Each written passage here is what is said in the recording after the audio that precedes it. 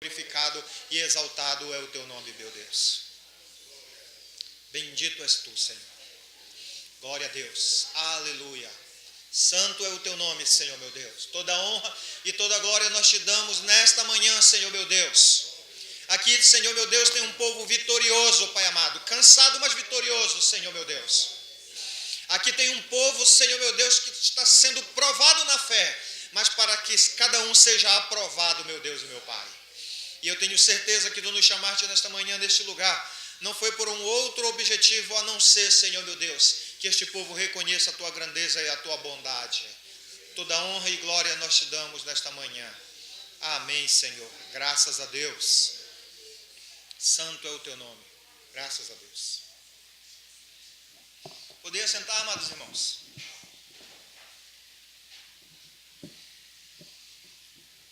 Paz do Senhor, irmãos. Amém. Os irmãos estão bem? Amém. Estão bem mesmo? Glória a Deus. Está cansado? Tem alguém aí que não está cansado? Estamos fadigados, né, irmãos?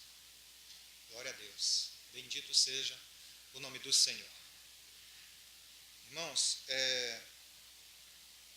esse hino que a irmã Irene cantou aqui, Deus dormiu lá em casa, é um hino que, por incrível que pareça, eu escuto muitas vezes. Porque muitas vezes eu estou daquela forma como aquele discípulo. Jesus está do meu lado, Jesus está do seu lado, mas por causa das fadigas da semana nós não percebemos. Nós não percebemos que Jesus está do nosso lado. E graças a Deus por esse despertamento nesta manhã.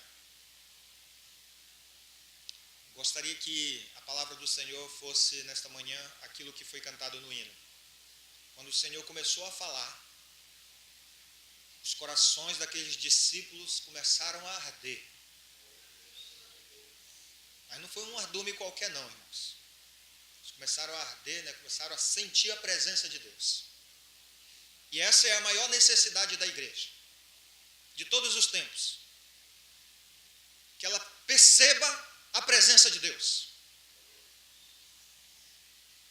A presença de Deus é tudo na vida da igreja.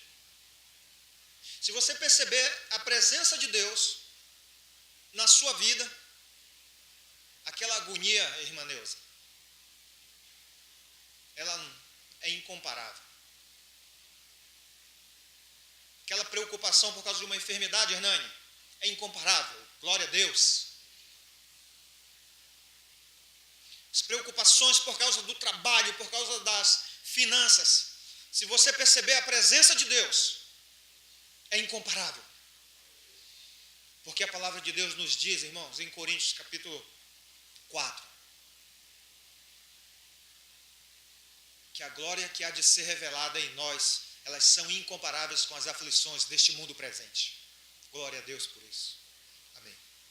Glória a Deus. Peço para você abrir a sua Bíblia em Romanos,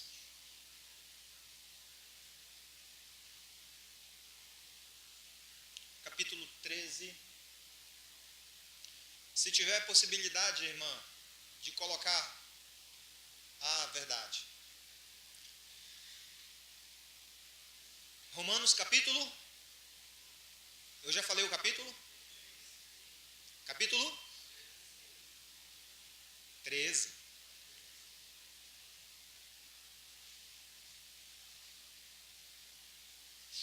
Gostaria que você acompanhasse. A proposta do capítulo é apenas a base para a nossa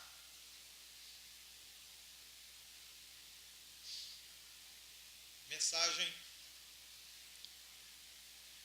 Diz assim, capítulo 13, verso 11. Tem um voluntário que poderia ler com voz alta para nós? Tem um voluntário? Se não tem um voluntário, vai na força. Tem? Então vamos lá. Irmão Hernani. O irmão Hernani vai ler o verso 11 A irmã Adriana, por gentileza, vai ler o verso 12. A irmã Márcia, né? Pode ler, irmã? Está sem voz, né? Então tá bom. Então vamos lá, o irmão Hernani vai ler o verso 11, a irmã Adriana o verso 12, o irmão Cláudio o verso 13 e a irmã Neuma o verso 14. Acompanhe aí. O irmão Cláudio está sem óculos, né? Esqueceu o óculos, né? Tem alguém de óculos aí que se habilita? A irmã Neuda? Ah, tá, ela não se habilitou, né? Você já falou direto, né? Irmã Neuda, pode ser o verso 13, irmã Neuda? Então vamos lá, irmãos, vamos ouvir a palavra de Deus nesta manhã. Irmão Enani, por gentileza.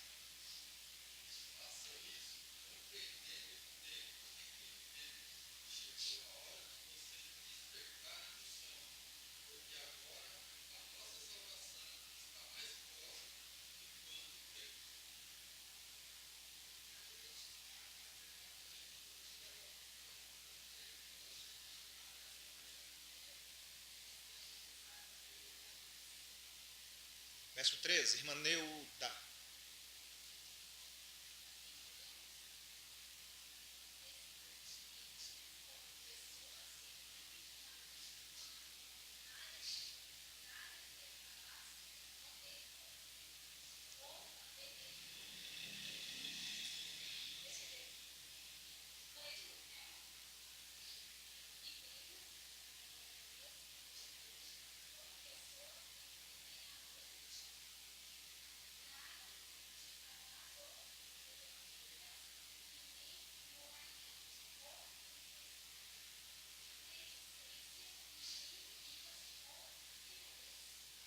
Obrigado, irmã. Verso 14.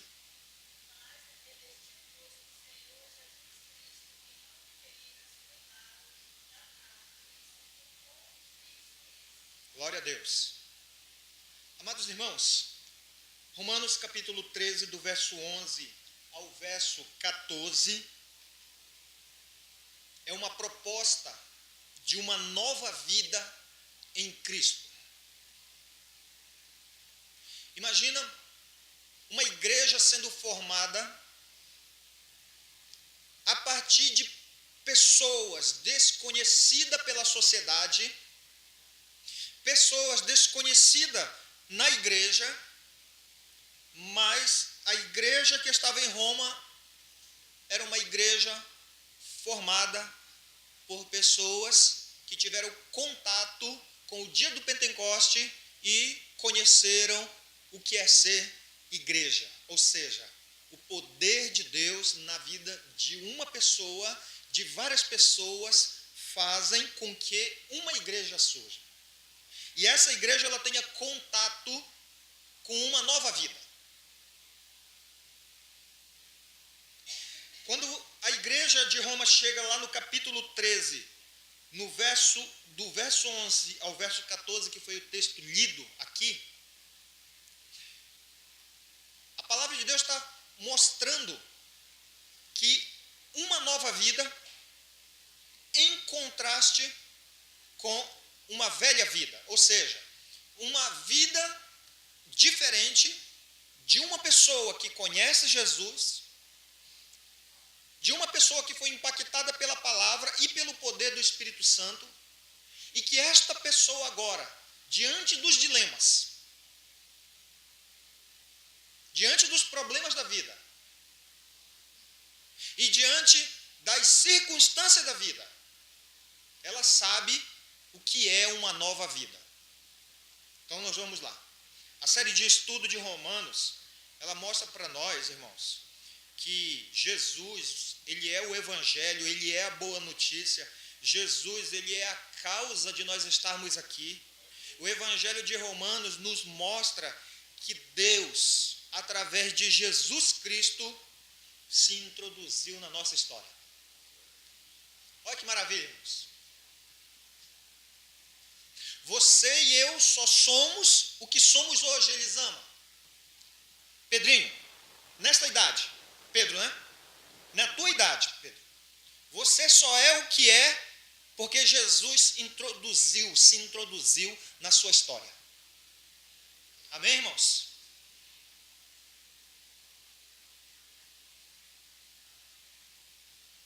Ou seja, Jesus se introduziu na história da humanidade e com um único objetivo. Irmã Fátima. Estou falando aqui o nome dela. É Fátima, né? Irmã Fátima. Jesus só se introduziu na história, na sua história, com um único objetivo: a sua redenção, a sua salvação, a salvação de toda a humanidade, do qual eu e você fazemos parte. Glória a Deus. E é por isso que quando Jesus se introduz na história, quando ele começa a fazer parte desta história, a palavra de Deus nos mostra em Romanos que esta história em Jesus, esta nova vida em Jesus, ela é diferenciada. Então nós vamos mostrar algumas coisas aqui.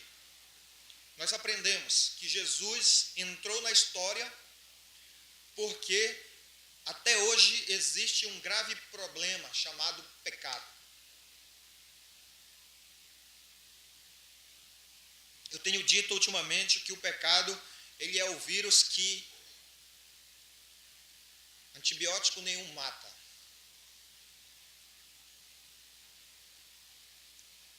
Mas para o pecado, a solução chama-se Jesus Cristo. Aleluia. Então nós aprendemos até aqui, irmãos.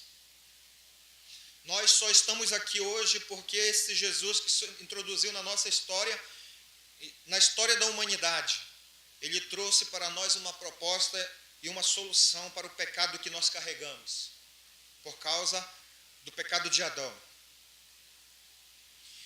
Também nós aprendemos na segunda parte do estudo, tá? Que não é por obra, não é por guardar os mandamentos, não é por sermos pessoa boa, não é por nos esforçarmos que nós seremos salvos. Não é por vir na igreja no sábado, não é por participar da ceia, não é por devolver o dízimo à casa do Senhor. Nós aprendemos que a providência divina para o pecado chama-se justificação pela graça mediante a fé.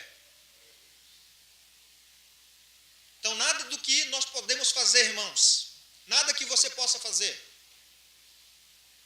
você só é salvo mediante a fé em Jesus. Nós aprendemos isso até hoje. No estudo de hoje, o apóstolo Paulo apresenta uma proposta chamada a nova vida em Cristo. E essa nova vida em Cristo, irmão Cido, olha aqui, irmão Cido, chama-se a palavra santificação. Santificação, irmão Antônio. Jéssica, Jesus tem uma proposta para você.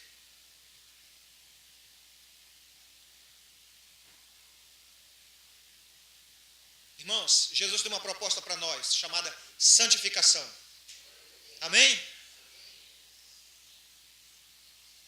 É por isso que quando o vírus do pecado que está em nós se defronta com essa proposta chamada santificação, a Bíblia trata guerra da carne contra o Espírito.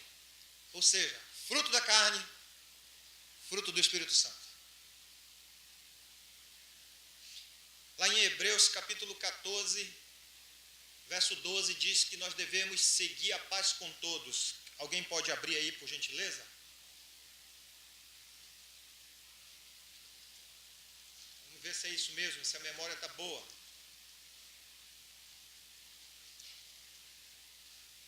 Não é 14 não, irmãos, é 12. Capítulo 12, não tem capítulo 14 não. Eu inverti, entendeu? É capítulo 12, verso 14.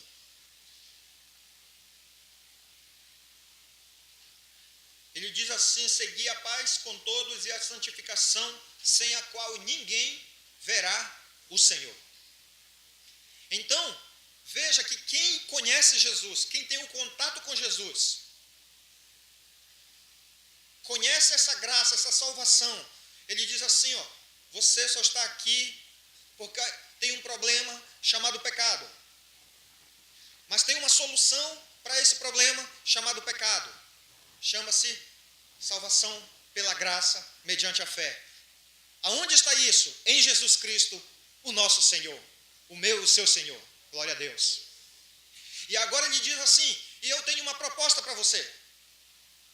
Eu tenho uma proposta chamada santificação, que o tema de hoje chama-se Nova Vida em Cristo. Glória a Deus. E essa nova vida em Cristo, que é a proposta, é o resultado desta fé que você obteve. É o resultado da morte de Jesus Cristo na cruz do Calvário. Por isso nós não podemos brincar de pecar. Tem um livro do pastor Abimael Canto Melo, alguns anos atrás, bem pequenininho, brincando de pecar. E muitas vezes nós nos comparamos com Salomão, ou melhor, com Sansão. Porque recebemos de Deus, pela graça, tarefas, propostas. E essas propostas de andar em santificação para capacitar-nos cada vez mais, muitas vezes nós comparamos com Sansão, brincando de pecar. Ou brincando com o pecado. A proposta da palavra de Deus nesta manhã é uma nova vida em Cristo. Uma nova vida em Cristo com uma proposta chamada de santificação, e sem ela ninguém verá o Senhor. O que nós fazemos, irmãos, para isso? Eu gostaria que agora você abra a sua Bíblia lá, agora vai lá no capítulo 6. Irmã Emília. Preste atenção nisso aqui, irmãos.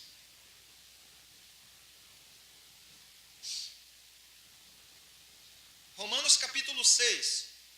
Se do capítulo 1 ao capítulo 5, Deus mostra que há um problema, e através desse problema se manifesta a graça de Deus, a graça salvadora de Deus, e aí todos aqueles que alcançaram a justificação pela fé, entendeu?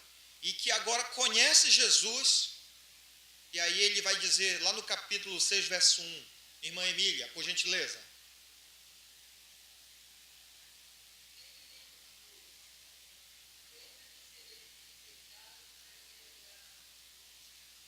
Ou seja, irmãos, aquela igreja que havia conhecido Jesus, aquela igreja que tinha sido impactada pelo poder do Espírito Santo, também era uma igreja, irmão Leandro, impactada também pela oposição à verdade.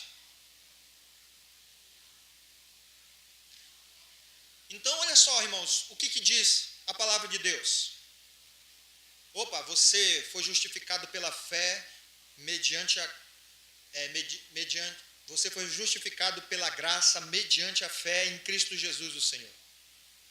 Então teve umas pessoas que ainda não tinham se convertido de verdade, alguém falou na escola bíblica, que ainda não tinha se convertido de verdade. Então o que elas pensaram? O que elas estavam pensando no meio da igreja?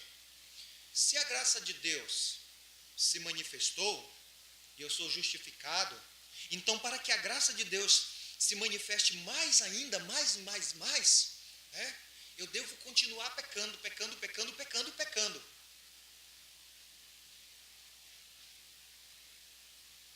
E a palavra de Deus, ela se manifestou através do apóstolo Paulo, porque ela conhecia o pensamento da igreja, como ela conhece o nosso pensamento. Ou seja, ele disse, olha, se eu pecar cada vez mais, a graça de Deus vai se manifestar cada vez Mas o Espírito Santo diz, opa, nós devemos permanecer no pecado para que haja mais abundância. E aí ele vai responder no verso 2. Irmão Nilson, por gentileza, leia no verso 2, por favor.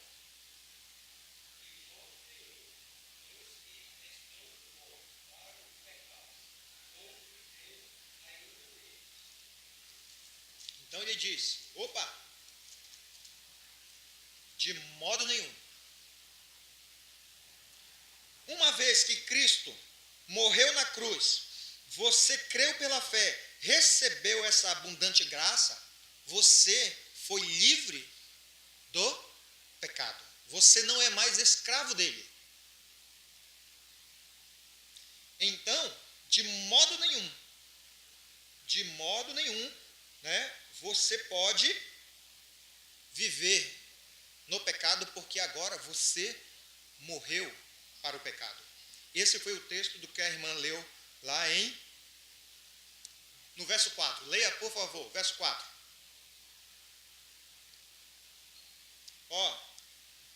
Eu vou ler aqui, irmãos. Fomos, pois, sepultados com ele pela morte, com ele na morte pelo batismo, para que, como Cristo foi ressuscitado dentre os mortos pela glória do Pai, assim também andemos nós em novidade de vida. Certo?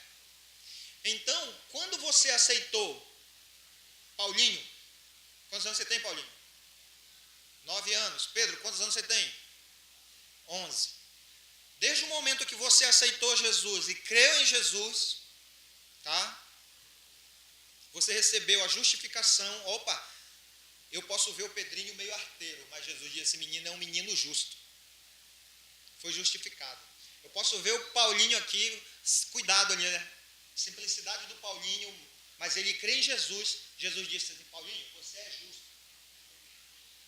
E quando ele olha para nós, ele olha dessa mesma maneira. Olha, justo. Aí ele diz assim, opa,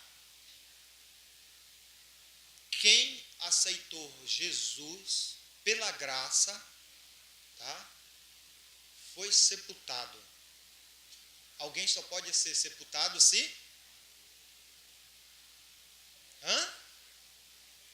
Deixa eu perguntar uma coisa para vocês. Vocês já morreram?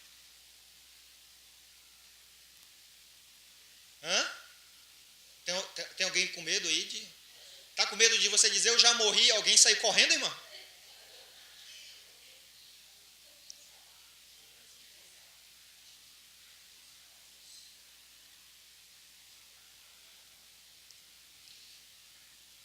Quem se batizou nas águas morreu com Cristo.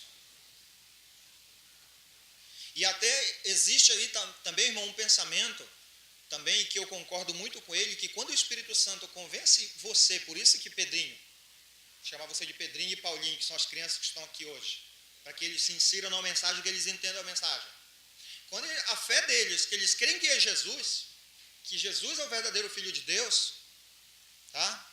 Que o Espírito Santo convenceu, não somente eles, mas todos nós, que Jesus é o Cristo. Esse é o princípio do batismo. É o princípio que vem uma trajetória e ela se conclui lá quando você desce as águas. A irmã Adriana, a irmã Irene, a outra Irene aqui, tá? À minha esquerda. Começou o princípio do batismo. Entendeu? Desde o momento que foi convencido que Jesus é. Aonde ele se concretiza? Descendo as águas. E nós que já fomos batizados, fomos mortos. Então ele diz assim que só pode, né? Você não pode ficar pecando novamente. Você não pode viver no pecado de modo nenhum, porque você já aceitou e creu em Cristo Jesus, o nosso Senhor. Amém, irmãos? Eu sou muito alegre com isso, irmãos. Alguém me disse assim, você tem um coração muito bom. Não vou dizer quem disse. Entendeu? Alguém me disse, você tem um coração muito bom. Mas nada disso, irmão, se não for a graça e a misericórdia de Jesus na minha vida ou na sua vida. Deixa eu correr aqui um pouquinho para nós entendermos. Então, olha só, nós fomos sepultados com ele na morte pelo batismo. Para quê? Por quê, irmãos? Para que, como Cristo foi ressuscitado dentre os mortos para a glória do Pai, assim também andemos nós em novidade de vida. Amém? Então, o processo do batismo de conversão, ele é gradativamente, e cada dia que nós temos a consciência disso, tá? Nós não vivemos mais escravos do pecado. Nós fomos libertos para andar em novidade de vida. Glória a Deus. Então nós vamos fazer um contraste aqui da novidade de vida com a vida velha. E aí você vai, através do Espírito Santo, agora, dizendo o seguinte, no capítulo 6, falar como o apóstolo Paulo, entendeu? No verso 1 e no verso 2. Que diremos, pois? Permaneceremos no pecado para que a graça seja mais abundante? De modo nenhum. Então nós vamos só fazer uma comparação. Então, vamos lá em Romanos capítulo 13, que foi o texto base que nós usamos aqui. Vou fazer uma rápida comparação. Por exemplo, lembre-se só, irmãos, a igreja de Roma tinha sido impactada pelo Espírito Santo, amém? Essa igreja também, a igreja de Vila Carolina, tem sido impactada pelo Espírito Santo? Amém? Então dá um glória a Deus aí. Obrigado, Jesus. Glória a Deus. Entendeu? E ele diz lá no verso 11, e digo isto a vós outros, que conheceis o tempo. Não vou adentrar nos detalhes, mas essa semana, vocês ouviram e viram as tragédias que aconteceram? Ouviram? A igreja que é impactada pelo Espírito Santo, a igreja que conhece o tempo, ela olha para as circunstâncias e olha para a Bíblia. Certo? Olha para a Bíblia. E aí o Espírito Santo, assim como disse para a igreja de Roma, está falando para esta igreja agora, hoje. Eu creio nisso, irmãos. Vós que conheceis o tempo. Já é hora de despertardes do sono. Por quê, irmãos?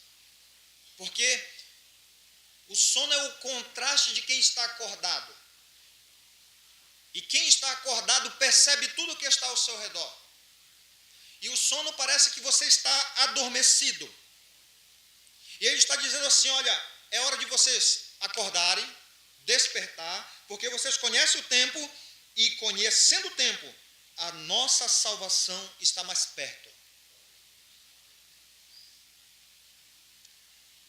Aí ele diz, vem altas horas, vem chegando o grande dia. Nós estamos vivendo um período de altas trevas, em que o pecado se multiplica, mas o grande dia do Senhor está chegando. Glória a Deus. E aí ele diz assim, ó, deixemos, pois, as obras das trevas e revistamo-nos da arma da luz. Então, em primeiro lugar, a diferença da nova vida em Cristo Jesus, ela diz assim, ó, deixem as obras das trevas. Eu vou só pegar aqui uma pequena ilustração.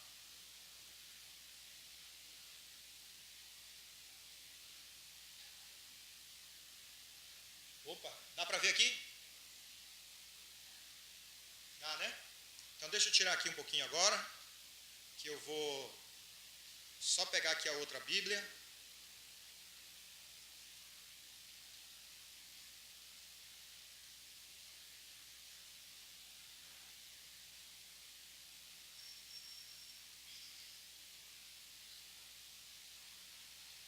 Então, em primeiro lugar, irmãos, Romanos capítulo 6, verso 4 diz que nós fomos sepultados.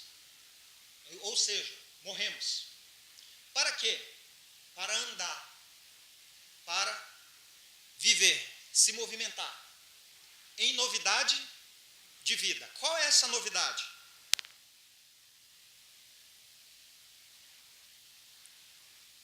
Aí ele diz assim, ó, lá no capítulo 6, verso 13, verso 11 e 14.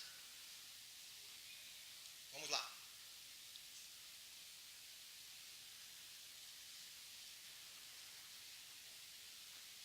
Verso 11, verso 12. Verso 13.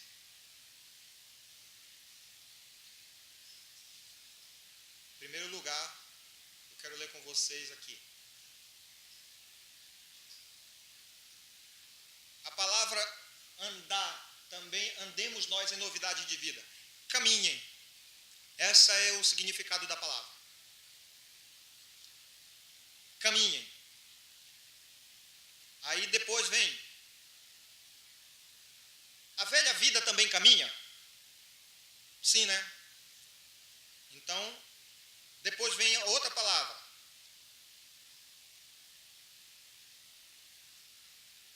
Revestivos do Senhor Jesus. E nada disponhais para no tocante às concupiscências. Ou seja, desejo, anelo, anseio. Então, o que é a concupiscência? Andar é viver. E essa novidade de vida, não ter mais o desejo, ou melhor, viver escravo do pecado. Isso é o que mostra. Tem luzinha vermelha aqui, irmão? Qual que é? De cima ou de baixo? No meio? Olha só. Olha só. Ó, andar, viver. E essa é a novidade. Quando você anda aqui, ó, o velho homem, ele também caminha. Ele também vive. Assim como o novo homem. Mas qual que é aqui a novidade de vida aqui, ó? A novidade é o contraste. Eu sempre pergunto para o irmão assim, qual a novidade, irmão? Aí ele fala, não tem novidade não, tudo velho. Verdade? É verdade ou não? Aqui tem uma novidade. Novidade de vida. Então, se o homem novo, que crê em Cristo Jesus, vive, o homem velho também vive. Juntos, aqui. Ó. A diferença vai ser aqui. E aí lá no verso 13, ele fala, andemos dignamente. E o que é a palavra digno? A palavra digno é decente. E o que é uma coisa decente? Vou mostrar para vocês o que é uma coisa decente. Então, aqui, irmãos, no capítulo 13 e verso 11, ele já mostra que o velho homem não anda decentemente. Mas o novo homem, a igreja que está em santificação, o que acontece? Ela anda decentemente. Certo? Então vamos pegar alguns aspectos. 1 Coríntios 16, 13 e 14. Correr aqui, irmãos.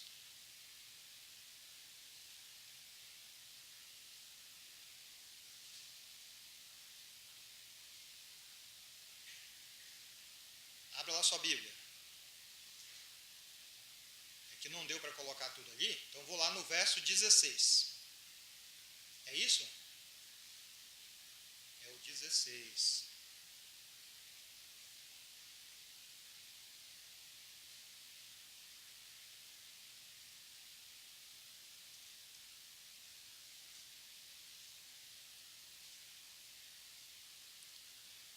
Então eu vou ler aqui para os irmãos. A nova vida em santificação, ela diz para a igreja, 16, sede vigilantes. É aqui, ó, o verso 13. Sede vigilantes. Então, qual que é a diferença em novidade de vida? Que agora quem conhece Jesus, quem foi convencido pelo Espírito Santo, ele precisa andar agora vigilante. Vigilante por quê, irmãos? Porque ele é uma metáfora para que você seja cauteloso, certo? Tomar cuidado para que nenhuma negligência em relação a Cristo venha a ser negativa na sua vida. Aqui, ó. Essa é uma novidade de vida. Mas o velho homem, ele anda vigilante? O homem do pecado que não conhece Jesus, ele anda vigilante? Nós já fomos assim também. E muitas vezes nós damos a vazão para a vigilância. A gente já falou besteira. Nós já pensamos coisa errada. Eu disse, seja vigilante. Você agora tem uma proposta de santificação. Você que conhece Jesus, você não pode permanecer no pecado. Entendeu? Você pode falar a verdade, mas não fale a verdade de qualquer maneira. Não coloque a verdade de qualquer maneira. Nem sempre a verdade de qualquer maneira tem efeito positivo. Aí daqui a pouco eu vou mostrar para vocês. Ó. Então vamos lá. Permaneceis firmes na fé.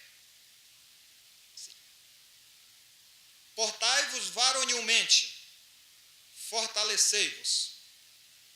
Então, ou seja, permanecer firme na fé é não desistir da proposta que Jesus tem para a igreja, para a sua salvação. Saber que Ele morreu na cruz para te libertar da escravidão do pecado.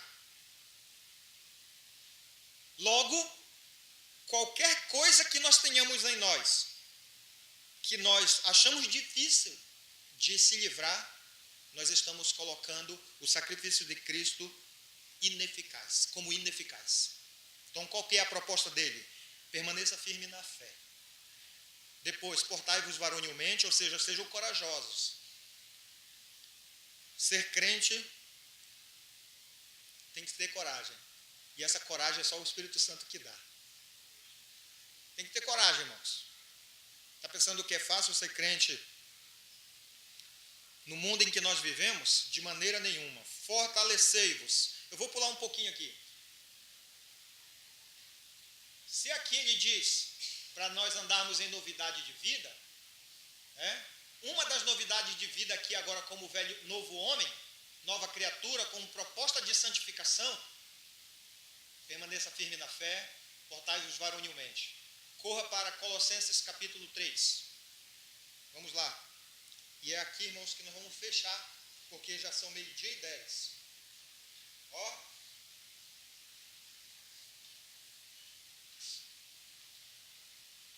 Então vamos lá.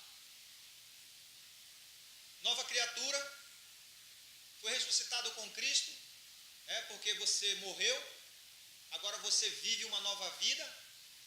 Como que acontece agora o seu pensamento? Capítulo 3, verso 1. Portanto, se foste ressuscitado juntamente com Cristo, buscai as coisas lá do alto, onde Cristo vive, assentado à direita de Deus. Pensai nas coisas lá do alto, não das que são daqui da terra. Parece que nós não podemos pensar igual as coisas que Deus pensou, e ultimamente Deus abençoou e nós compramos um imóvel.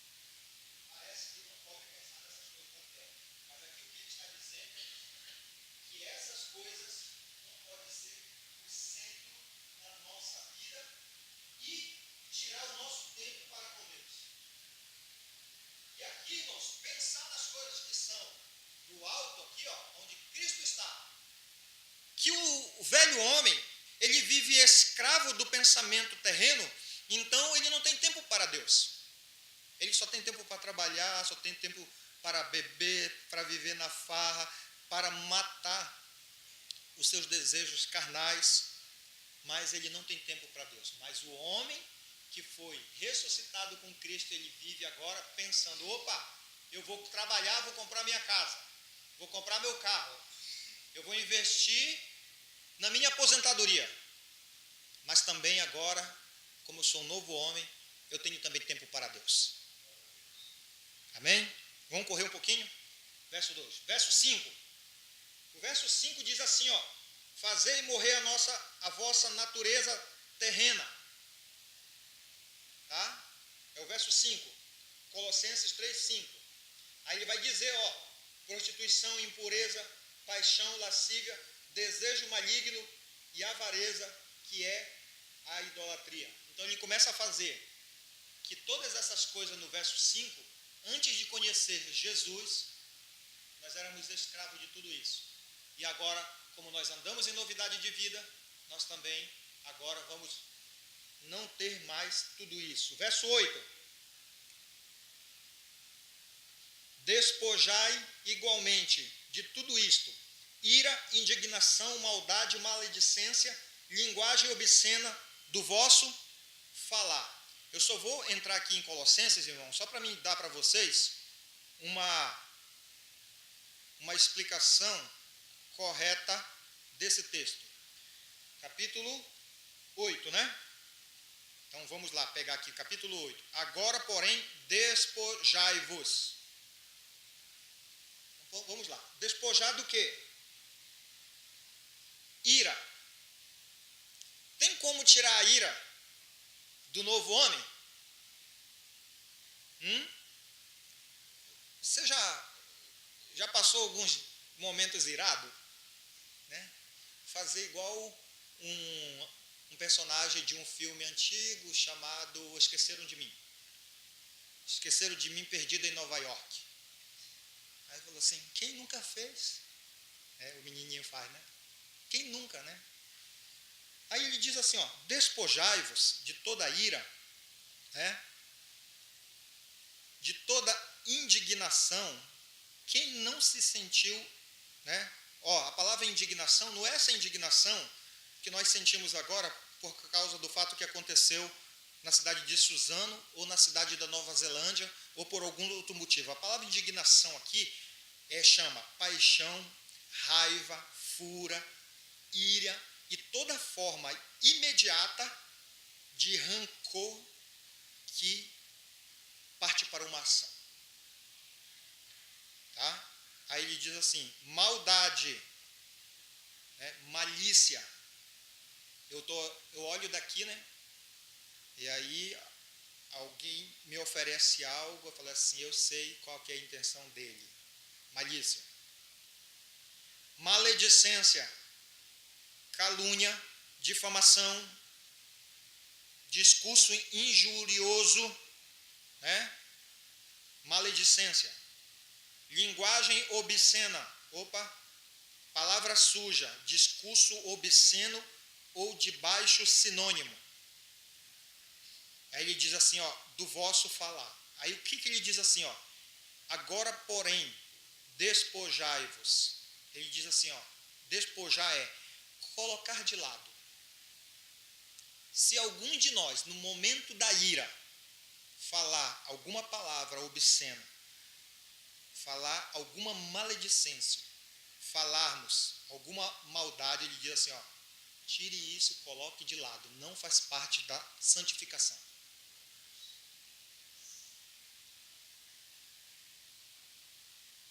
Aí ele diz assim, outra coisa, se você não fala isso, se você não tem isso na sua vida, entendeu?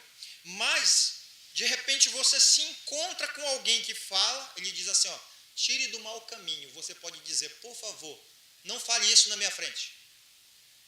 E nós não falamos. Entendeu? A proposta do novo homem em santificação é despojar e dizer assim, ó, por favor, não fale isso na minha frente. E eu vou fechar aqui um pouquinho, porque o tempo está avançado. E agora, nós vamos usar aqui essa parte aqui, ó. Orientações para esposas, maridos, filhos e servos. Então, vamos lá. Verso 18. Alguns homens machistas pegam essa palavra, usaram muito, né? Então vamos lá. Sede submissas ao próprio marido como convém no Senhor. Então quem recebe uma nova proposta de vida em santificação, qual que é o papel dela? A submissão por causa do Senhor. Mas a mulher que ainda não recebeu essa santificação na sua vida, o que acontece? Ela está vivendo ainda a velha natureza. Aqui quem manda sou eu. Eu digo sempre lá em casa, Mara, quem que manda lá em casa, Mara? Quem que manda lá em casa? Nós. Essa é a linguagem do casal cristão. E muitas vezes nós homens transferimos. Quem manda é ela. Certo? É nós, irmãos. É uma nova vida em Cristo. A velha vida sem Cristo diz assim, ó, que é o mundo lá fora. Lá em casa, quem manda somos nós, né, amor? Somos nós. Tá bom? Para a esposa. E para o marido? Amar a vossa esposa. E não tratar com amargura. Eita.